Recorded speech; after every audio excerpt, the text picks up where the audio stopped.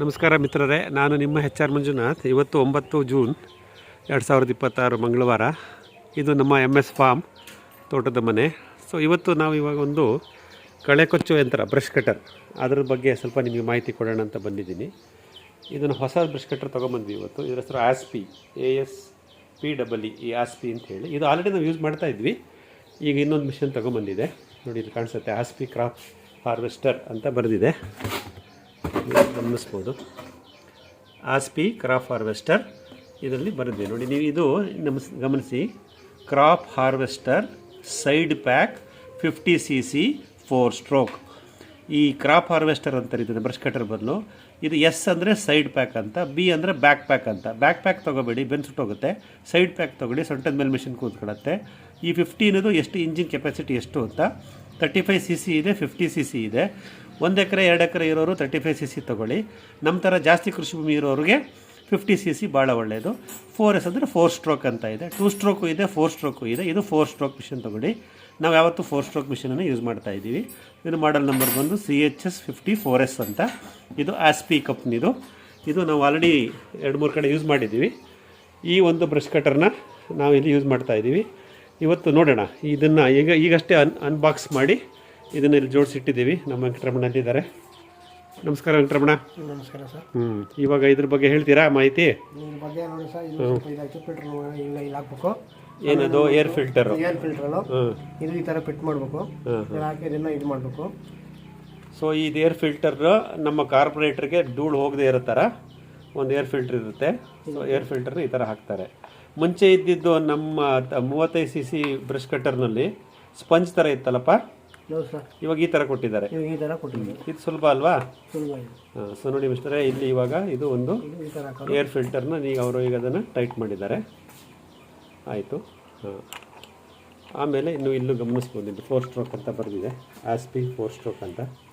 So ಇದು handle ಇದೆ ನೋಡಿ, ಹೊಸ ಹ್ಯಾಂಡಲ್ಲು. ಮತ್ತು ಅಲ್ಲಿ ಮುಂದ್ಗಡೆ ಟ್ಯಾಪ್ ಆ್ಯಂಡ್ ಗೋ ಇದೆ. ಇಲ್ಲಿ ಆನ್ ಆಫ್ ಸ್ವಿಚ್ ಇದೆ, ಇಲ್ಲಿ ಗಮನಿಸ್ಬೋದು. ಆನ್ ಆಫ್ ಸ್ವಿಚ್ ಇಲ್ಲಿದೆ, I ಮತ್ತು O ಅಂತ ಬರೆದಿರುತ್ತೆ. ಸೊ ಇದು ಪ್ರೊಟೆಕ್ಷನ್ ಹ್ಯಾಂಡಲ್ ಇದೆ. ಸೊ ಇದಿಷ್ಟ ಆಯಿತು. ಸೊ ಇದರಲ್ಲಿ ಮುಖ್ಯವಾಗಿ ನಾವು ಹೊಸ ಮಿಷಿನ್ ತೊಗೊಂಬಂದು ಇವಾಗ ಅಸೆಂಬಲ್ ಮಾಡಿದಾಗ ಈ ಭಾಗದಲ್ಲಿ ಇದು ಬೇರೆ ಇರುತ್ತೆ. ಅಂದರೆ ಈ ಹ್ಯಾಂಡಲ್ ಬೇರೆ ಕೊಟ್ಟಿರ್ತಾರೆ, ಇಂಜಿನ್ ಬೇರೆ ಕೊಟ್ಟಿರ್ತಾರೆ. ಇದನ್ನು ನಮ್ಮ ವೆಂಕಟರಮಣನೇ ಇವಾಗ ಈ ಹೇಲಂಕಿ ಸ್ಕ್ರೂಗಳನ್ನು ಟೈಟ್ ಮಾಡಿ ಇದನ್ನು ಇವಾಗ ಇಲ್ಲಿ ಅಸೆಂಬಲ್ ಮಾಡಿದ್ದಾರೆ. ಇದು ರೆಡಿಯಾಗಿದೆ. ಸೊ ಇದರ ಮುಂದಕ್ಕೆ ಇಲ್ಲೊಂದು ಸೇಫ್ಟಿ ಗಾರ್ಡ್ ಅಂತ ಹೇಳ್ತಾರೆ. ನೋಡಿ ಮಿತ್ರ, ಇದು ಸೇಫ್ಟಿ ಗಾರ್ಡ್ ಅಂತ. ಇದನ್ನು ಇಲ್ಲಿ ಹಾಕೋಬೋದು. ಕೆಲವರು ಇದನ್ನು ಹಾಕುತ್ತಾರೆ. ಇದು ಹಾಕ್ತಿ ನೆಲಕ್ಕೆ ಹೊಡೆಯುತ್ತೆ ಅನ್ನೋ ಉದ್ದೇಶಕ್ಕೋಸ್ಕರ ಇದನ್ನು ಹಾಕಲೇಬೇಕು ಅಂತ ಏನಿಲ್ಲ. ನಾವು ಗಂಬೂಟ್ ಹಾಕ್ಕೊಂಡು ನಮ್ಮನ್ನು ನಾವು ಸೇಫ್ಟಿ ಮಾಡ್ಕೊಂಡಾಗ ಈ ಸೇಫ್ಟಿ ಗಾರ್ಡ್ ಬೇಕಾಗಲ್ಲ. ಬಟ್ ಇದು ಸೇಫರ್ ಸೈಡು, ತುಂಬ ಎಚ್ಚರಿಕೆಯಿಂದ ಇರಬೇಕಾದ್ರೆ ಇದು ಹಾಕ್ಕೊಳ್ಳಿ. ಇದು ಮೂಮೆಂಟ್ಗೆ ಕಷ್ಟ ಆಗುತ್ತೆ ಅಂತ ಕೆಲವರು ಅದನ್ನು ತೆಗೆದು ಬಿಡ್ತಾರೆ. ಅನುಭವ ಆದಮೇಲೆ ಇದು ಬೇಕಾಗಲ್ಲ. ಅನುಭವ ಆಗಕ್ಕೆ ಮುಂಚೆ ಇದು ಇಟ್ಕೊಂಡ್ರೆ ಒಳ್ಳೆಯದು ಅನ್ನೋದು ಇದು ಸೇಫ್ಟಿ ಮೆಷರ್ ಇದು. ಸೊ ಇದನ್ನು ಹಾಕೋಬೋದು. ಸೇಫ್ಟಿ ಗಾರ್ಡ್ ಇದೆ. ಇದು ಬಂದು ಟ್ಯಾಪ್ ಆ್ಯಂಡ್ ಗೋ ಅಂತ ಹೇಳ್ತೀವಿ. ಸೊ ಇದರಲ್ಲೇ ನಾವು ಈ ನೈಲಾನ್ ರೋಪ್ನ ಇದಕ್ಕೆ ಹಾಕಿ ಟ್ಯಾಪ್ ಆ್ಯಂಡ್ ಗೋನಲ್ಲಿ ಮಾಡಿರ್ತಾರೆ ನೋಡಿ. ಈ ಟ್ಯಾಪ್ ಆ್ಯಂಡ್ ಗೋನಲ್ಲಿ ಈ ನೈಲಾನ್ ರೋಪ್ ಇದೆಯಲ್ಲ, ಇದರಲ್ಲಿ 3 mm ರೌಂಡ್ ಅಂತ ಹೇಳ್ತೀವಿ. ಆದಷ್ಟು ರೌಂಡ್ ತೊಗೊಳ್ಳಿ, ಸ್ಕ್ವೇರ್ ಬೇಡ. 3 mm ಸಾಕು, ತುಂಬ ಥಿಕ್ನೆಸ್ ಇರೋದು ಬೇಡ. ಆಮೇಲೆ ನೀವು ಇದನ್ನು ಅಪ್ರಾಕ್ಸಿಮೇಟ್ಲಿ 6 ಇಂಚಸ್, ಒಂದು 5ರಿಂದ 6 ಇಂಚಷ್ಟು ಮಾತ್ರ ಬಿಟ್ಕೊಳ್ಳಿ, ಜಾಸ್ತಿ ಬಿಡಬೇಡಿ. ಅದನ್ನು ಕಟ್ ಮಾಡ್ಕೊತಾ ಇರಿ. ಇದು ಹೆಸರೇ ಟ್ಯಾಪ್ ಆ್ಯಂಡ್ ಗೋ ಅಂತ. ಇದು ಒಳಗಡೆ ಇದು ವೇಸ್ಟ್ ಆದ ತಕ್ಷಣ ಮತ್ತೆ ಇಲ್ಲಿ ಪ್ರೆಸ್ ಮಾಡಿದ್ರೆ ಮತ್ತು ಆಟೋಮೆಟಿಕ್ಕಾಗಿ ಇದು ಹೊರಗಡೆ ಬರುತ್ತೆ. ಇದು ಟ್ಯಾಪ್ ಆ್ಯಂಡ್ ಗೋ ಅನ್ನೋ ಸಿಸ್ಟಮ್ ಇದೆ. ಇದಿಷ್ಟನ್ನು ಸಹ ನೀವು ಈ ಬ್ರಷ್ ಕಟರ್ನಲ್ಲಿ ನೀವು ಗಮನಿಸ್ಬೋದು. ಸೊ ಇದು ಈ ಥರ ಕೊಟ್ಟಿರ್ತಾರೆ. ಇದು ಅಕ್ಸೆಸರಿ, ಇದು ಟ್ಯಾಪ್ ಆ್ಯಂಡ್ ಗೋ ಅಕ್ಸೆಸರಿ. ಇದು ಕಂಪ್ನಿಯಿಂದನೇ ಬಂದಿರುತ್ತೆ. ಇದನ್ನು ಯೂಸ್ ಮಾಡ್ಬೋದು. ನೀವು ಇಲ್ಲಿ ಗಮನಿಸ್ಬೋದು, ಇಲ್ಲೊಂದು ಪೆಟ್ರೋಲ್ ಟ್ಯಾಂಕ್ ಇದೆ. ಇದು 750 ml 750 ml ಪೆಟ್ರೋಲ್ನ ಹಿಡಿಯುತ್ತೆ. 1 ಗಂಟೆ ಇದರದ್ದು ಆಪ್ರೇಷನ್ಸ್ ಬರುತ್ತೆ.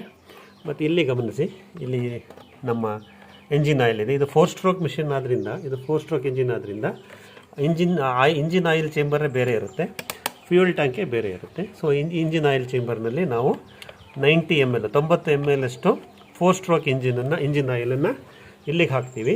ಮತ್ತು ಪೆಟ್ರೋಲ್ನ, ಓನ್ಲಿ ಪೆಟ್ರೋಲ್, ಡ್ರೈ ಪೆಟ್ರೋಲ್ನ ಇಲ್ಲಿಗೆ ಹಾಕ್ಕೊತೀವಿ. ಇದು ಕಾಯಿಲ್ ಸ್ಟಾರ್ಟರ್ ಅಂತ.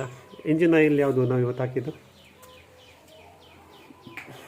ಸೊ ಇದು ಲುಬ್ರಿಕೆಂಟ್ ಆಯಿಲು, ಕ್ಯಾಸ್ಟ್ರಾಲ್ ಅಂತ. ಯಾವ್ದಾದ್ರು ತೊಗೊಳ್ಳಿ. ಇದ್ರ ಮೇಲೆ ಈ 20W 40W ಅಂತ ಬರ್ತಿರುತ್ತೆ. ನೀವು ಇಲ್ಲಿ ಗಮನಿಸ್ಬೋದು ನೋಡಿ, ಕಾಣುತ್ತಾ? 20W 40W. ಈ 20W 40 ಅನ್ನೋದು ಪೆಟ್ರೋಲ್ ಇಂಜಿನ್ ಆಯಿಲ್ ಅಂತ. ಇದರಲ್ಲಿ 20W 50 ಸಿಗುತ್ತೆ. ನಮ್ಮ ಇಂಜಿನ್ CC ಮೇಲೆ ಇದನ್ನು ಅವಲಂಬಿಸುತ್ತೆ. ಈ ಜನರಲಿ ನಾವು ಅಪ್ ಟು 100 cc ಪೆಟ್ರೋಲ್ ಇಂಜಿನ್ಗೆ 20W 40 ಸಾಕಾಗುತ್ತೆ. ಕೆಲವು ಸಲ ನಿಮ್ಮದು ಫಾರ್ಮ್ ಎಕ್ವಿಪ್ಮೆಂಟ್ಸಲ್ಲಿ ಮೋರ್ ದೆನ್ 100 cc ಅಂತಂದರೆ ಒಂದು 7 HP 9 HP ಪೆಟ್ರೋಲ್ ಇಂಜಿನ್ ಇರೋಂಥ ಎಕ್ವಿಪ್ಮೆಂಟ್ ಯೂಸ್ ಮಾಡ್ಬೋದು. ಆ ಥರ ಹೈಯರ್ CC ಕೆಪಾಸಿಟಿ ಇರ್ತಕ್ಕಂಥ ಇಂಜಿನ್ ಆದರೆ 2050 ಹಾಕ್ಕೊಳ್ಳಿ ಅಂತ ಆ ಡಾಕ್ಯುಮೆಂಟ್ ಹೇಳುತ್ತೆ. ಸೊ ನಮ್ಮನೇದು 50 cc 2 HP ಆದ್ದರಿಂದ 20W40 ಇದನ್ನೇ ಹಾಕಿದ್ದೀವಿ. ಇದನ್ನು 90 ml ಹಾಕಬೇಕು. ಹೊಸದಾಗಿ ನಾವು ಇದು ಹೊಸ ಮಿಷನ್ ಅದರಿಂದ ಇವತ್ತಿನ 90 ml ಹಾಕಿದ್ದೀವಿ. 10 ಗಂಟೆ ನಂತರ ಸರಾಸರಿ 10 ಗಂಟೆ ಆದ ತಕ್ಷಣ ಮತ್ತೆ ಆಯಿಲ್ ಚೇಂಜ್ ಮಾಡ್ತೀವಿ. ಈ ಸಲ ಒಂದು 2-3 ಸತಿ 10 ಗಂಟೆಗೆ ನಾವು ಆಯಿಲ್ ಚೇಂಜ್ ಮಾಡಬೇಕು. ಇದರಿಂದ ನಮ್ಮ ಇಂಜಿನ್ ಲೈಫ್ ಚೆನ್ನಾಗಿರುತ್ತೆ. ನಂತರ ನಾವು ಪ್ರತಿ 20ರಿಂದ 30 ಗಂಟೆ ಅಂತ ಹೇಳ್ತಾರೆ. 20 ಗಂಟೆ ನಂತರ ಆಯಿಲ್ ಚೇಂಜ್ ಮಾಡ್ಕೊಳ್ಳೋದು ಭಾಳ ಒಳ್ಳೆಯದು.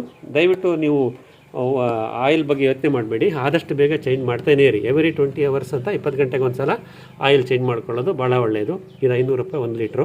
ಸೊ ಇದಿಷ್ಟೇ ನಮ್ಮ ಮೇಂಟೆನೆನ್ಸು. ಇಲ್ಲಿ ಆಯಿಲ್ ಹಾಕ್ಕೊತೀವಿ, ಇಲ್ಲಿ ನಾವು ಡ್ರೈ ಪೆಟ್ರೋಲ್ ಹಾಕ್ತೀವಿ. ಇದು ಚೋಕ್ ಇದೆ, ಸೊ ಆನ್ ಮತ್ತು ಆಫ್ ಇದೆ. ಸೊ ಫಸ್ಟ್ ಟೈಮ್ ಸ್ಟಾರ್ಟ್ ಮಾಡ್ಕೋಬೇಕಾದ್ರೆ ಚೋಕ್ ಆನ್ ಮಾಡ್ಕೊಳ್ಳಿ.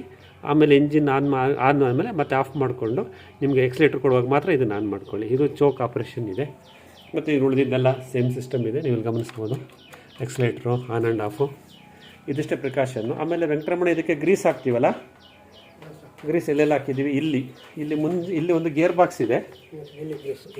ಈ ಗೇರ್ ಬಾಕ್ಸನ್ನು ಈ ನಟ್ಟನ್ನು ಬಿಚ್ಚಿ ಇದು 5ನೇ ನಂಬರ್ ಹೆಲಂಕಿನಲ್ಲಿ ಇದನ್ನು ತೆಗಿಬೋದು. ಇದನ್ನು ಗಮನಿಸಿ, ಇದನ್ನು ತೆಗಿಬೋದು. ಇಲ್ಲಿ ತೆಗೆದು ಇದಕ್ಕೆ ಗ್ರೀಸ್ ಹಾಕ್ತೀವಿ.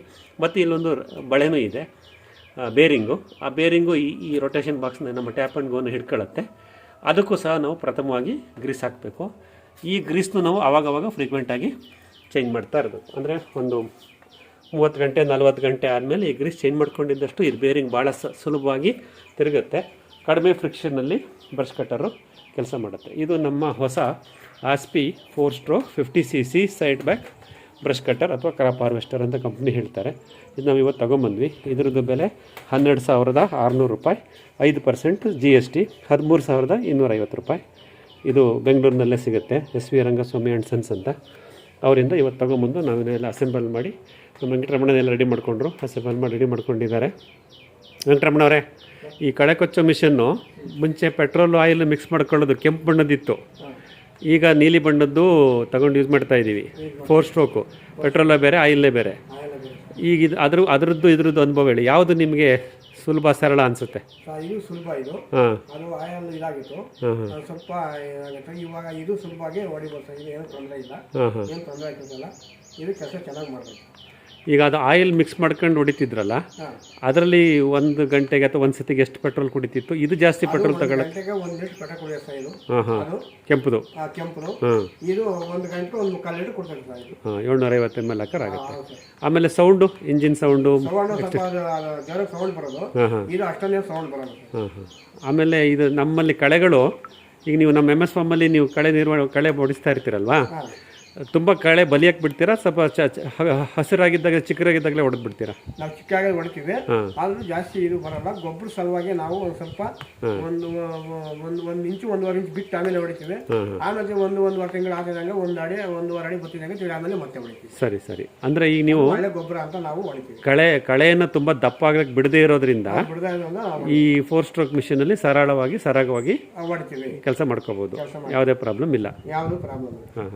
ಸೊ ಇದ್ರ ಬಗ್ಗೆ ಇದ್ರ ಮೇಂಟೆನೆನ್ಸ್ ಬಗ್ಗೆ ಅಂದರೆ ಆಯಿಲ್ ಚೇಂಜ್ ಮಾಡ್ಕೊಳ್ಳೋದು 20 ಗಂಟೆಗೆ ಒಂದ್ಸತಿ, ಗ್ರೀಸ್ ಚೇಂಜ್ ಮಾಡ್ಕೊಳ್ಳೋದು, ಆಮೇಲೆ ಒಣಗಿದ ಬಟ್ಟೆ ತಗೊಂಬಂದು ಹ್ಯಾಂಡ್ಲೆಲ್ಲ ಕ್ಲೀನಾಗಿ ಒರೆಸಿಟ್ಬಿಡೋದು ಕೆಲಸ ಆದಮೇಲೆ. ಆಮೇಲೆ ಈಗ ಈ ಒಂದ್ಸಲ ನಮ್ಮ ತೋಟ ಎಲ್ಲ ಬ್ರಷ್ ಕಟ್ಟರ್ ಕಳೆ ಹೊಡೆದಾದ್ಮೇಲೆ ಇನ್ನೊಂದು ತಿಂಗಳು ಬೇಕಿಲ್ಲ ಅಂದಾಗ ಅವಾಗ ಏನು ಮಾಡ್ತೀರಾ?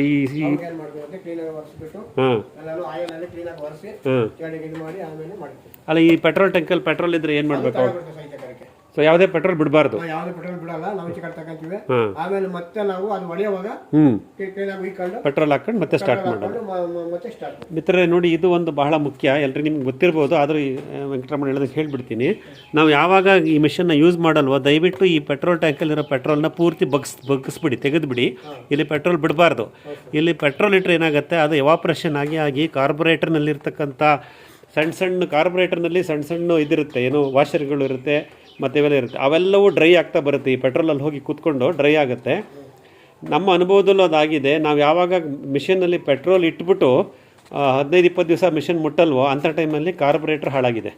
ಆವಾಗ ಸರ್ವಿಸ್ ಮಾಡೋರು ನಮ್ಗೆ ಹೇಳ್ತಾರೆ, ಸರ್ ನೀವು ಪೆಟ್ರೋಲ್ ತೆಗ್ಸಿಲ್ಲ ಅದಕ್ಕೆ ಕಾರ್ಬೊರೇಟರ್ ಹೋಗಿದೆ ನೋಡಿ, ದಯವಿಟ್ಟು ನಿಮ್ಮ ಕೆಲಸ ಮುಗಿದ ಮೇಲೆ ಇನ್ನೊಂದು 10 ದಿವಸ ಯೂಸ್ ಮಾಡಲ್ಲ ಅಂತ ಆದರೆ ದಯವಿಟ್ಟು ಪೂರ್ತಿ ಪೆಟ್ರೋಲ್ನ ತೆಗೆದುಬಿಟ್ಟು ಡ್ರೈ ಮಾಡಿ ಇಟ್ಬಿಡಿ, ಆವಾಗ ಕಾರ್ಬೊರೇಟರ್ ಸೇಫಾಗಿರುತ್ತೆ ಅಂತ. ಆ ಇರೋತಕ್ಕಂಥ ಪೆಟ್ರೋಲು ಟ್ಯಾಂಕಲ್ಲಿರೋದು ಎವಾಪರೇಟ್ ಆಗಿ ಕಾರ್ಬೊರೇಟರ್ ಪರ್ಫಾರ್ಮೆನ್ಸ್ನ ಹಾಳು ಮಾಡುತ್ತೆ.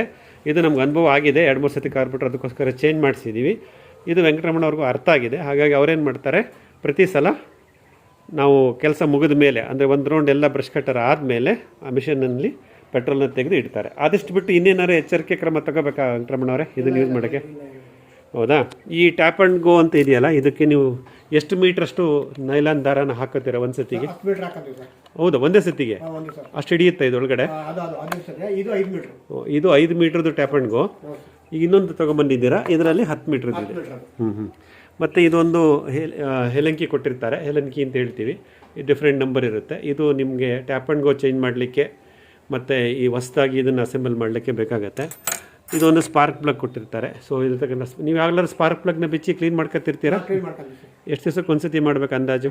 ಅದಕ್ಕೆ ವಾರ 15 ದಿವಸ ಟೈಮಿಂಗ್ಸ್ ಇಲ್ಲ ಸರ್. ಯಾವಾಗ ನಾವು ಸ್ಟಾರ್ಟ್ ಆಗೋದು ಬುರ್ಬುರ್ ಅಂತ ಆವಾಗ ಅದನ್ನು ಒಂದು ಸ್ವಲ್ಪ ಯೂಸ್ ಮಾಡಿ, ಪ್ಲಗ್ಗಿಂದ ಕರೆಂಟ್ ಪಾಸ್ ಆಗ್ತಿಲ್ಲ ಅಂತ ಗೊತ್ತಾದರೆ ಆ ಟೈಮಲ್ಲಿ ಈ ಪ್ಲಗ್ ಸ್ಪಾರ್ಕ್ ಪ್ಲಗ್ ಉಪಯೋಗಿಸಿ ಆ ಪ್ಲಗ್ನ ಬಿಚ್ಚಿಬಿಟ್ಟು ಕ್ಲೀನ್ ಮಾಡಿ ಹಾಕೊಂಡ್ರೆ ಮತ್ತೆ ಆ ಸಮಸ್ಯೆ ಬರಲ್ಲ.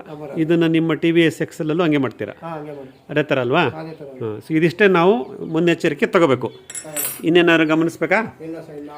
ಸೊ ಈಗ ಕಳೆದ 4 ವರ್ಷದಿಂದ ನೀವು ನಮ್ಮ MS ಫಾರ್ಮಲ್ಲಿ ಈ ಕಳೆ ನಿಯಂತ್ರಣದ ಕೆಲಸ ಮಾಡ್ತಿದ್ದೀರಾ ಬ್ರಷ್ ಕಟರ್ನಲ್ಲಿ. ಫಸ್ಟು ಕೆಂಪುದು ಯೂಸ್ ಮಾಡಿದ್ರಿ, ಆಮೇಲೆ ನೀಲಿದೆ 35 cc ಯೂಸ್ ಮಾಡಿದ್ರಿ, ಇವತ್ತು ನೀಲಿದು 50 cc ಬಂದಿದೆ. ಈ ಈ ಕಳೆ ಕೊಚ್ಚು ಮಿಷನ್ ಉಪಯೋಗಿಸೋದ್ರಲ್ಲಿ ನಿಮ್ಮ ಅನುಭವ ಏನನ್ಸುತ್ತೆ? ತುಂಬ ಕಷ್ಟನಾ? ಯಾರು ಬೇಕಾದ್ರೂ ಕಲಿಬೋದು? ಕಷ್ಟನಿಲ್ಲ ಸರ್, ಪರವಾಗಿಲ್ಲ. ಅನುಭವದಲ್ಲಿ ನಾವು ಕೆಲಸ ಮಾಡ್ಬೋದು, ಏನು ತೊಂದರೆ ಇಲ್ಲ. ಸರಳವಾಗಿ ಸುಲಭವಾಗಿ ಮಾಡ್ಬೋದು. ಮುನ್ನೆಚ್ಚರಿಕೆ ಏನು ತಗೋಬೇಕು? ಶೂ ಹಾಕೋಬೇಕಲ್ವಾ? ಗಂಬೂಟ್ ಹಾಕೋಬೇಕು, ಆಮೇಲೆ ಕನ್ನಡಕ ಹಾಕೋಬೇಕು, ಆಮೇಲೆ ಮೆಶ್ ಗ್ಲೌಸ್ ಹಾಕೋಬೇಕು, ಆಮೇಲೆ ಮುಖದ ಮೇಲೆ ಇನ್ನೊಂದು ಮೆಶ್ ಸೇಫ್ ಗಾರ್ಡು ಅವೆಲ್ಲ ಹಾಕತ್ತಿರತ್ತಾನೆ. ಆದಷ್ಟು ಹಾಕೊಂಡು ಹೌದಾ? ಅದೇನು ಬೇಕಿಲ್ಲ ಇವಾಗ ಬೇಕಿಲ್ಲ. ದೊಡ್ಡ ದೊಡ್ಡ ಸಣ್ಣ ಹೊಡೆಯುವಾಗ ಇದು ಹಾಕೋಬಹುದು, ದೊಡ್ಡ ಹೊಡೆಯುವಾಗ ಇದೇನು ಹಾಕೊಳ್ಳೋದು ಅವಶ್ಯಕತೆ ಇಲ್ಲ. ಹಾಗಾಗಿ ಇದಿಷ್ಟು ಮುನ್ನೆಚ್ಚರಿಕೆ ತಗೊಂಡು ನಮ್ಮ Aspee crop harvester 4 stroke side pack ಇಂಜಿನ್ನ ಇವತ್ತು ನಾವು ಉಪಯೋಗಿಸ್ತಾ ಇದ್ದೀವಿ. ಹೊಸ ಮಿಷನ್ ಇವತ್ತು ಬಂದಿದೆ. ಇವತ್ತಿಂದ ನಮ್ಮ ಕಳೆ ಕೊಚ್ಚೋ ಕೆಲಸ ಶುರುವಾಗುತ್ತೆ. ನಮ್ಮ MS ಫಾರ್ಮ್ನಲ್ಲಿ ಇರ್ತಕ್ಕಂಥ ಕಳೆ ನಿಯಂತ್ರಣಕ್ಕೆ ನಾವು ನೋಡಿ ಮಿತ್ರ, ನಾವು ಝೀರೋ ಟಿಲ್ಲಿಂಗ್ ಅಂತ ಹೇಳ್ತೀವಿ. ಕಳೆದ 4 ವರ್ಷದಿಂದ ನಾವು ಯಾವುದೇ ರೀತಿ ಉಳುಮೆ ಮಾಡಿಸಿಲ್ಲ, ಯಾವ ಟ್ರ್ಯಾಕ್ಟರ್ನ ಒಳಗಡೆ ತರಲ್ಲ. ನಾವು ಕಳೆ ನಿಯಂತ್ರಣ ಮಾಡೋದು ಈ ಕಳೆ ಕೊಚ್ಚು ಯಂತ್ರದಿಂದ ಮಾತ್ರ ಅಲ್ವಾ ವೆಂಕಟರಮಣ ಅವರೇ? 4 ವರ್ಷದಿಂದ ಏನಾದ್ರು ಉಳುಮೆ ಮಾಡಿದ್ದೀವಾ? ಮತ್ತೆ ಕಳೆ ಹೆಂಗೆ ನಿಯಂತ್ರಣ ಮಾಡ್ತಿದ್ದೀರಾ? ಕಳೆ ಕೊಚ್ಚು ಮಿಷನ್ನಲ್ಲೇ ಮಾಡ್ತಾ ಇದ್ದೀರಾ? ಯಾವುದೇ ಸಮಸ್ಯೆ ಇಲ್ಲ? ಸರಿ, ಓಕೆ. ಇದಿಷ್ಟು ನಮ್ಮ MS ಫಾರ್ಮ್ನ ಈ ದಿನದ ಕ್ರಾಪ್ ಹಾರ್ವೆಸ್ಟರ್ ಮಿಷನ್ ಅಥವಾ ಕಳೆ ಕೊಚ್ಚು ಯಂತ್ರದ ಬಗ್ಗೆ ವಿವರಣೆ ಆಗಿತ್ತು. ನೋಡೋಣ, ಇನ್ನೊಂದು 5 ನಿಮಿಷ ಆದಮೇಲೆ ವೆಂಕಟರಮಣ ಸ್ಟಾರ್ಟ್ ಮಾಡ್ತಾರೆ. ಅದ್ರದ್ದು ಬೇಕಾದ್ರೆ ಅದನ್ನು ವಿಡಿಯೋ ಮಾಡಿ ಅಪ್ಲೋಡ್ ಮಾಡ್ತೀನಿ. ಇದ್ರ ಬಗ್ಗೆ ಹೆಚ್ಚಿನ ಮಾಹಿತಿ ಬೇಕಂದರೆ ಕಮೆಂಟ್ ಬಾಕ್ಸಲ್ಲಿ ನಿಮ್ಮ ಪ್ರಶ್ನೆಗಳನ್ನು ಕೇಳಿ, ಅದಕ್ಕೆ ನಾವು ಮಾಹಿತಿ ಕೊಡೋಕ್ಕೆ ರೆಡಿ ಇದ್ದೀವಿ. ಎಲ್ಲರಿಗೂ ವಂದನೆಗಳು. ನಿಮ್ಮ HR ಮಂಜುನಾಥ್.